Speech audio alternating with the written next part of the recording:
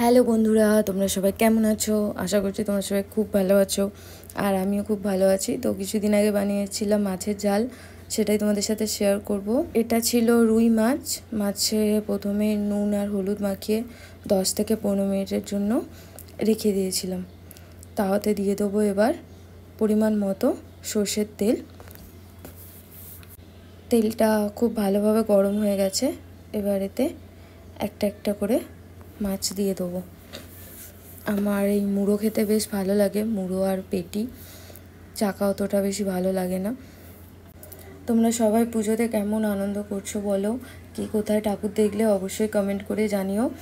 আমিও কালকে রাতে গেছিলাম ঠাকুর দেখতে, সেই ভিডিওটাও তোমাদের সাথে শেয়ার করব। হয়তো একটু টাইম লাগবে, আজকে হয়তো আর ভিডিও আপলোড করতে পারবো না। যদি হয়ে যায় তাহলে আজকেই আপলোড করে দেবো।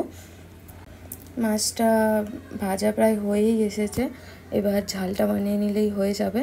এখানে মাছের ঝাল বানানোর জন্য আমি নিয়েছি পেঁয়াজ, টমেটো, ধনেপাতা সব আগে থেকেই কেটে রেখে দিয়েছি, আদা রসুনও লাগবে।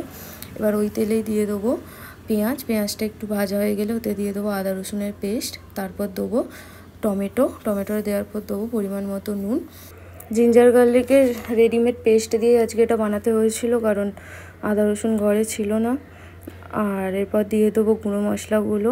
প্রথমে দেবো হলুদ, তারপরে দেবো লঙ্কা, জিরে গুঁড়ো আর ধনে গুঁড়ো।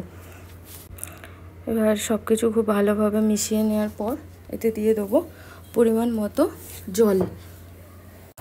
জলটা ফুটে গেলে এবার এতে দিয়ে দেবো আগে থেকে ভেজে রাখা মাছগুলো। লাস্টে নামানোর আগে দিয়ে দেবো একটু পরিমাণ মতো ধনেপাতা।